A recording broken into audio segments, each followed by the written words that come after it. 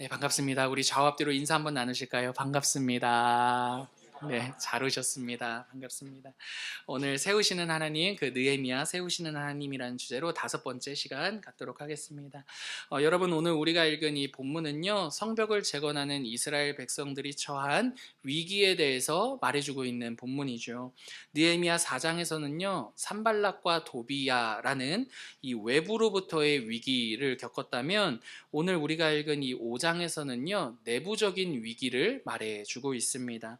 그 위기의 발단은 1절에서 이렇게 되어 있어요. 제가 읽어드릴게요. 그때 백성들이 그들의 아내와 함께 크게 부르짖어 그들의 형제인 유다 사람들을 원망하는데, 여러분, 성벽을 재건하기에 힘쓰던 이스라엘 백성들이요, 자신의 동족을 원망합니다. 그 원망의 이유는요, 그냥 딱 간략하게 말씀드리자면 더 이상 먹고 살기 힘들다라는 것입니다. 여기서 먹고 살기 힘들어졌다라는 것은요, 그냥 푸념 섞인 그 정도의 말이 아니라 쭉 본문을 읽다 보시면 자신의 자녀들이 종으로 팔려갈 만큼의 심각한 상황이었습니다. 때문에 이들의 원망은 충분히 이해할 수 있는 장면이 되는 거죠. 그죠? 내 자식이 종으로 팔려가기까지 극심한 어떤 궁핍한 상황을 맞이했는데 원망을 하지 않을 사람이 누가 있겠느냐라는 것입니다. 이들이 이렇게 원망하는 데에는 더 분명한 이유가 있었는데요, 자신의 어려운 형편을 더 어렵게 만드는 이가 누구입니까? 자신들의 동족인 이스라엘 사람들이었기 때문입니다.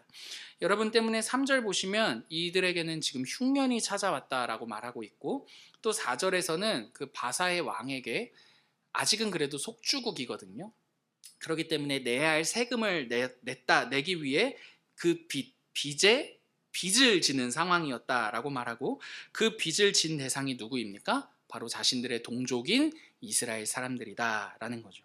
그래서 여러분, 5절에서는요, 빚을 다 갚지 못해서 자신들의 누구까지 종으로 팔아넘깁니까? 자녀들까지 종으로 팔아넘기게 되었다라며 한탄을 합니다. 여러분, 이게 바로 1절에서 이들이 원망하는 이유와 배경이 된다라는 것이죠. 여러분, 이들의 원망을 들은 느헤미야가 7절에서요 이렇게 행동합니다. 7절을 한번 같이 읽어보실까요? 깊이 생각하고, 시작. 깊이 생각하고 민장들을 꾸짖어 그들에게 이르기를, 너희가 각기 형제에게 높은 이자를 취하는도다 하고 대회를 열고 그들을 쳐서. 7절을 보시면 귀족들과 민장들에게 느헤미야가 말을 하죠. 귀족들과 민장들이 등장하는데요, 이 귀족과 민장이란 이 그룹은요, 경제적으로나 정치적으로 리더 역할을 하는 사람들을 의미합니다. 귀족은 경제적인 리더이고 민장들은 어떤 정치적인 리더라고 보면 조금 더 이해하기 쉬울 것 같습니다. 오늘날로 치자면 기업의 나름의 대표, 리더, 그리고 정치계의 나름의 대표라고 볼 수 있는 것이죠. 느헤미야가 이들을 불러내는 이유, 귀족과 민장을 불러 말하는 이유는 분명합니다. 동족들의 재산을 착취한 이가 누구이다? 어느 그룹이다? 이 귀족과 민장이라는 그룹이었기 때문입니다. 물론 이 착취라고 하기엔 좀 애매할 수 있을 정도로 나름의 정당한 틀 안에서 일어난 것입니다. 그냥 뺏은 것은 아니니까요. 빚을 지게 했고 그 제도권 안에서 정당하게 빚을 꿔주고 그것들을 갚게 하는 상황이었기 때문이죠. 강제적으로 재산을 갈취한 것은 아니었습니다. 그러나 그렇다라고 해서 이들의 행위를 정당화할 수는 없었습니다. 왜냐하면 그들이 돈을 빌려주고 높은 이자를 받는 바람에 이스라엘 백성들은 자신의 자녀를 팔아야 할 만큼 어려운 상황에 놓이게 되었기 때문인 거죠. 여러분, 이 귀족들과 민장들 생각해 보십시오. 가진 사람들입니다. 그죠? 경제계의 리더이고 정치계의 리더. 그때나 오늘이나 가진 부류가 이 귀족과 민장들이라는 거죠. 가졌기 때문에 가진 게 없었던 백성에게 무엇인가를 빌려줄 수 있었기도 했던 것 아니겠습니까?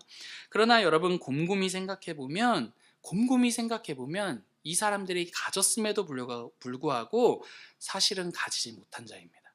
왜냐하면 그들은 자신이 가진 것에 만족하지 못하고 가지지 못한 자들의 것까지도 더 갖기를 원했기 때문인 거죠. 무슨 말이냐 하냐면, 여러분, 그들이 백성들을 착취한 이유가 무엇입니까? 가졌음에도 불구하고 여전히 나는 부족하다, 여전히 나는 갖지 못했다라는 결핍 때문이었다라는 거죠. 사랑하는 성도 여러분, 오늘 본문 속 이 1절의 이스라엘 백성들의 원망은요, 결핍 때문입니다. 근데 이 결핍을 지금 누가 만들었습니까? 귀족들과 민장들이라는 이 그룹이 그들의 그 결핍이 백성들의 결핍을 만들었다라는 것이죠. 여러분, 우리는 이를 통해서 결핍에 대해서 생각해 볼 수가 있는데, 여러분, 결핍의 핵심에는요, 자기 중심성이 있다라는 사실이에요.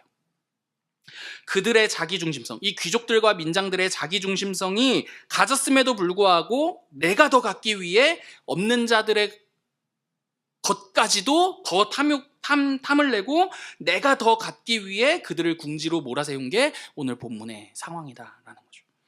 여러분, 우리는 본문 속에 이 백성들과 같이 절대적인 빈곤으로 인해 결핍을 느껴본 사람도 있겠지만, 사실은 대부분 오늘을 사는 우리들은 자녀를 종으로 팔아야 할 만큼의 절대적인 결핍을 경험해 본 사람은 없을지도 모르겠습니다. 그죠? 물론 그렇다라고 해서 모든 것이 넘쳐나는 상황 속에 우리가 사는 것은 아니지만, 여러분, 그럼에도 우리 대부분은요, 절대적인 결핍을 말할 정도의 삶의 수준은 아닐 것입니다. 그죠? 여러분, 우리 가운데 정말 자녀를 팔아야 할 만큼, 가족의 구성원을 팔아야 할 만큼 가난한 사람은 없지 않습니까? 그죠? 아무리 부족하다, 설령 우리가 부유하게 누리지 못하다 할지라도 그래도 가진 게 있는 게 우리들의 형편이다라는 거죠. 근데 여러분, 사실 우리도 이 귀족과 민장들과 마찬가지로 가졌음에도 불구하고 가지지 못했다라는 결핍을 가지고 살아가죠. 가졌음에도 불구하고 여전히 부족해 보입니다. 분명히 우리 역시도 가진 게 있는데 여전히 없는 것과 같이 느껴질 때가 있다라는 것이죠. 옷이 있어요. 옷이 있는데 뭐라고 말합니까? 입을 옷이 없어. 신발이 있어요. 신발이 있는데 어때요? 신을 신발이 없는 거죠. 주변에 좋은 사람이 있음에도 불구하고 외로워요. 그죠? 사랑을 받았던 경험이 있음에도 불구하고 사랑받지 못했다라고 말하는 경우들이 우리들에게 있는 거죠. 여러분, 이렇게 가졌음에도 불구하고 우리 안에 다양한 결핍을 느끼는 이유가 무엇입니까? 자기 중심성 때문이다라는 것입니다. 여러분, 이렇게 우리들의 자기 중심성은요, 우리의 부족함을 집요하게 주목합니다. 우리의 결핍을 굉장히 과대하게 크게 해석합니다. 그리고 우리의 부족함과 결핍을 채울 때 나는 비로소 괜찮은 사람일 거야 라는 생각을 하게 되는 거죠. 여러분, 이렇게 우리의 자기중심성은 무슨 말이 하고 싶은 것이냐면, 이렇게 우리의 자기중심성은요, 우리로 하여금 만족을 모르게 하며 계속해서 가져야지만 나는 괜찮은 사람이라는 생각으로 우리를 속인다라는 것입니다. 그래서 상대를, 나와 함께하는 그 상대를 나를 위한 도구로 만들죠. 도구이기 때문에 상대를 착취하면 그만인 것입니다. 누구들처럼요? 본문 속의 귀족들과 민장들과 마찬가지로 말입니다. 사랑하는 성도 여러분, 저는 때문에 오늘 이 저녁에 우리의 이러한 자기중심성을 좀 함께 돌아볼 수 있는 은혜가 우리 모두에게 있을 수 있었으면 좋겠습니다. 오늘 기도의 이 자리에 역시서도요, 여러분, 그런 자기중심성을 좀 돌아볼 수 있는 그런 은혜를 구할 수 있었으면 좋겠어요. 여러분, 우리의 자기중심성은요, 어떤 특별한 어떤 사건과 사고 안에서 볼 수 있는 장면이 아니라 우리의 평범한 일상 속에 굉장히 자연스럽게 자리 잡고 있다는 것을 여러분 기억하시기를 바랍니다. 귀족들과 민장들을 생각해 보세요. 흉측하거나 무서운 모습으로 자신의 동족들을 도구화하지 않았습니다. 지극히 합리적이고요, 그죠? 제도권 안에서 정해진 법 테두리 안에서, 그죠? 굉장히 합리적이고요, 지극히 일상적인 모습으로 자신의 동족들을 도구화했죠. 적이 아닌 적의 모습으로 나타난 게 아니라 동족의 모습으로 그들을 도구화했다라는 것입니다. 무슨 말입니까? 여러분, 우리의 일상과 지극히 평범해 보이는 모습을 입고 자기 중심성이 얼마든지 상대를 도구화할 수 있다라는 것입니다. 나를 위해서요. 나도 모를 정도로 우리가 누군가를 착취하고 있는 것은 아닌지 좀 돌아볼 수 있는 은혜가 우리에게 있을 수 있었으면 좋겠습니다. 여러분, 이러한 맥락에서 저는요, 우리 싱글인 형제 자매들이요, 어떠한 연애나 결혼 상대를 볼 때 나의 결핍을 채우기 위한 관점으로 누군가를 만나지 않을 수 있었으면 좋겠어요.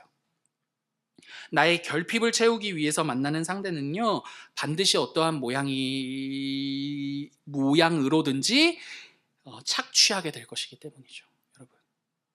그리고 그 결과는요, 이런 거일 거예요. 나에게 도움이 되면 좋은 사람이고, 도움이 되지 않으면 나에게 더 이상 필요 없는 사람이라고 말이죠. 나의 결핍을 채우기 위한 어떤 상대를 만나는 것이 아니라 우리의 결핍을 채우신 그리스도가 서로를 바라볼 수 있는 이유가 될 때, 여러분 그때 우리 그 연인과의 관계, 결혼할 사람과의 그 관계는 나의 결핍이나 그 사람의 결핍으로 결정되어지지 않을 것입니다. 그죠? 모두가 이런 관계를 원하는 것 아니겠습니까? 그러니까 여러분, 싱글인 우리 형제 자매가 누군가를 만날 때 저는 나의 결핍을 채우기 위해 그 사람의 장점을 바라보는 그런 식의 만남은 아니었었으면 좋겠어요. 여러분, 이건 결혼한 우리들에게도 마찬가지죠. 우리의 자기중심성으로 배우자를 보게 될 때 내가 상대로 인해 받고 현재 누리고 있는 은혜보다 내가 상대로 인해 갖지 못한 것들이 더 크게 보일 겁니다. 그렇죠? 그럼 계속해서 우리의 마음은 내 결핍을 채우기 위해 배우자에게 보상을 요구하게 되겠죠. 당신이 이렇게 할 때 나는 비로소 당신 마음에 들게 행동할 거예요 라고 말입니다. 당신의 이러한 결핍이 해결이 될 때, 그래서 나에게 만족이 될 때 나 역시도 당신을 사랑하게, 그때 비로소 나는 사랑하게 될 거야 라는 태도로 그 사람을, 그 배우자를 대하지 않겠습니까? 그러나 여러분, 나의 결핍, 우리의 결핍을 채울 때 그때 비로소 내가 배우자에게 잘하겠다라는 그 생각은요, 여러분, 우리의 자기중심성이 만들어낸 결과이죠. 여러분, 복음은요, 단 한 번도 우리에게 그렇게 말한 적이 없다라는 것을 기억하십시오. 우리의 교회 공동체도 마찬가지라고 생각해요.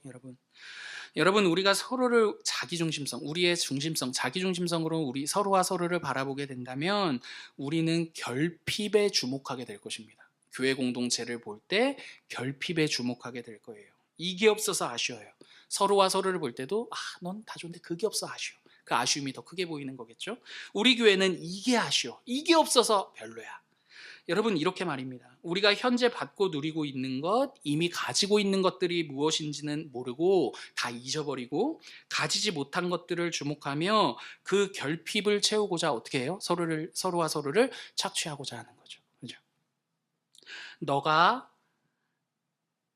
원하는 퍼포먼스를 너가 보일 때 비로소 우리는 괜찮아질 수 있을 거야 라든지, 내가 원하는 무언가를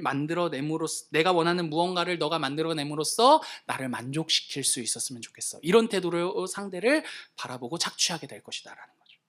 여러분, 만약에 우리 교회가 그렇게 서로에게 결핍을 채우는 조건과 보상을 요구하는 관계가 된다면 여러분, 우리는 우리 가운데 교회 공동체로 존재하면서 행복할 수 있는 사람은 아무도 없을 것입니다. 그렇죠?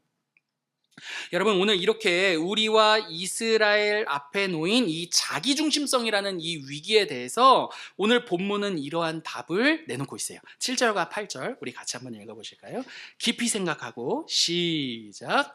깊이 생각하고 귀족들과 민장들을 꾸짖어 그들에게 이르기를 너희가 각기 형제에게 높은 이자를 취하는도다 하고 대회를 열고 그들을 쳐서 그들에게 이르기를 우리는 이방인의 손에 팔린 우리 형제 유다 사람들을 우리의 힘을 다하여 도로 찾았거늘 너희는 너희 형제를 팔고자 하느냐?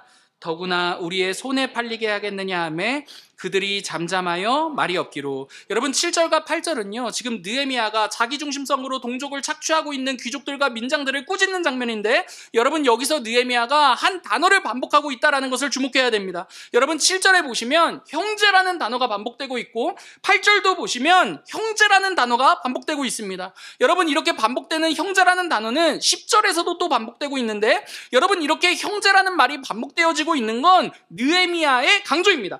히브리어에서 반복은요 항상 강조를 나타내는 것이기 때문이죠. 여러분, 여기서 느헤미야가 그 귀족과 민장들을 향해 너희가 동족을 착취한다라고 말하지 않고 형제를 착취한다라고 말하며 형제를 3번이나 강조하는 데 이유가 있습니다. 형제라는 이 단어는요 이스라엘 서로와 서로가 하나님의 가족이라는 것을 말해주는 단어이기 때문입니다. 이를 신학적으로 언약 백성이라고 하고 언약 공동체라고 말하는데요, 하나님과 맺어진 관계 안에 존재하는 사람들, 하나님과 맺어진 그 관계 안에 함께 존재하는 사람들이 바로 하나님의 가족이며 오늘 본문 속에 형제라는 말의 의미가 된다라는 거죠. 그들이 이렇게 서로를 형제라고 부를 수 있게 된 이유가 있습니다. 하나님께서요 그 모두를 이스라엘 모두를 자신의 가족으로 먼저 여기셨기 때문이죠. 여러분, 하나님께서 이스라엘을 자신의 형제이자 자신의 가족으로 받아들이셨기 때문에 그들은 서로를 향해 형제라고 부를 수 있는 관계가 되었다라는 것입니다. 여러분, 하나님께서 이스라엘을 자신의 가족으로 삼으셨다. 이 자리에 모여있는 우리 모두에게는 당연한 이야기라고 생각할 수 있지만 여러분, 이 내용을 절대로 당연하게 생각해서는 안 됩니다. 하나님께서 이스라엘을 그들을 가족으로 삼으셨다라는 것은 굉장한, 우리가 생상할 수도 조차 없는 정말 극심한 고난스러운 그 고난을 수반하는 일이 하나님께서 이스라엘을 자신의 가족으로 삼으신 일이었기 때문입니다. 여러분, 하나님께서 이스라엘을 가족 삼으심으로써 그가 당하신 고난을 하나의 단어로 꼽자면 배신입니다. 배신이요. 여러분, 이러한 배신은요, 인간관계 안에서 다양한 모습을 입고 등장하죠. 친구들 사이에서는요, 이용당하는 것입니다. 친구와 친구 사이에 배신을 당하면 이용당하는 거죠. 여러분, 친구들에게 이용당해 보신 적 있으십니까? 굉장히 비참하죠. 왜요? 나는 믿었는데 그 믿음이 부정당함으로써 내 존재 역시도 부정당하는 것이기 때문입니다. 나는 믿었는데, 같이 웃었는데 뒤에 가서 그게 아니었을 때 여러분, 마음이 어떻습니까? 왜 왕따를 당하는데 목숨을 끊죠? 그만큼 내 존재가 부정당하는 경험이 친구들로부터 이용당하는 경험이고 배신당하는 경험이기 때문입니다. 배신이 보통의 일이 아니라고요. 여러분, 부부 가운데 배신이 일어나면 어떻습니까? 불륜이죠. 그 누구라도 불륜 앞에서 남편이고 아내고 삶이 무너지지 않을 사람은 아무도 없을 것입니다. 부모와 자녀 사이에 배신은 어떠한 일로 일어납니까? 버려지는 것이죠. 여러분, 부모가 자녀를 버리는 일이 있고 자녀가 부모를 버리는 일이 있습니다. 여러분, 그런 경험을 받았다라고 생각해 보십시오. 이 상처가 쉽게 치유될 수 있는 상처입니까? 여러분, 절대 아니다라는 것입니다. 여러분, 지금 제가 언급하는 이 모든 내용들은요, 여러분, 하나님께서 이스라엘을 자신의 가족 삼으심으로써 그분이 당하셨던 일이죠. 하나님께서 이스라엘로부터 이용당하셨습니다. 그리고 하나님께서 이스라엘에게 불륜을 당하셨죠. 그래서 구약의 모든 이야기는요, 결혼관계로 불륜당한 하나님에 대한 이야기입니다. 여러분, 그리고 이스라엘에게 어떻게 당하셨어요? 버림을 받으셨죠. 다른 이방신들을 쫓아감으로써요. 여러분, 하나님께서는 이스라엘을 가족 삼으심으로써 오히려 득보다 더 많은 고난을 당하셨죠. 그게 바로 구약의 역사다라는 것입니다. 사랑하는 성도 여러분, 그러므로 이스라엘이 서로와 서로를 향해 형제라 부를 수 있는 것은요, 하나님께서 배신당하시면서까지 그들을 포기하지 않으신 사랑의 결과라는 것을 우리가 기억해야 한다라는 것입니다. 이스라엘은 끈질기게 자기중심적이었지만 그들의 그 자기중심성을 향해 끝까지 사랑하심으로써 만들어내신 결과가 무엇이다? 형제다라는 단어에 있다라는 것입니다. 사랑하는 여러분, 오늘을 사는 우리도 마찬가지죠. 여러분, 우리가 이 공동체 안에서 서로를 향해 형제님, 자매님이라고 부르는 것은요, 그냥 매너 있게 하는 말이 아니죠. 왜요? 우리의 자기중심성에 대해 하나님께서 끝까지 포기하지 않는 자신의 사랑으로 응답해내신 결과가 바로 서로와 서로를 형제라 부를 수 있는 결과로 주어진 것이기 때문입니다. 여러분, 그러므로 우리가 형제요 자매라 부를 때 기억해야 하는 것은요, 우리 자기중심성을 꺾고 쳐들어오신 하나님의 사랑인 거죠. 여러분, 형제요 자매라는 그 말 안에는요, 우리의 자기중심성을 포기하고 하나님의 사랑을 따르겠다라는 결정이 있는 거죠. 그 사랑의 증거가 바로 우리에 대한 꺾이지 않는 우리의 자기중심성을 쳐부시고 쳐들어온 하나님의 사랑의 증거가 바로 예수 그리스도입니다. 하나님께서는 우리의 배신 속에서도 자신의 아들을 내어주셨습니다. 불륜을 당하심에도 아들을 내어주셨고, 이용당하심에도, 버림을 당하셨음에도 불구하고 아들을 내어주셨죠. 그리고 예수님께서는요, 우리로 하여금 당신이 배신 당하실 것을 아심에도 불구하고 우리를 배신하지 않으셨습니다. 그 결과가 바로 그분의 십자가 사건인 거죠. 여러분, 예수님의 사랑은요, 우리로 하여금 상대를 착취해서 가진 자가 되게 하는 것이 아니라 상대를 형제라 부르게 합니다. 무슨 말입니까? 형제라는 말 안에 무슨 표현이 있습니까? 더 이상 나의 중심성으로 당신을 착취하지 않겠습니다. 나를 포기하면서까지 당신을 사랑하는 그 사랑으로 당신을 사랑하겠습니다.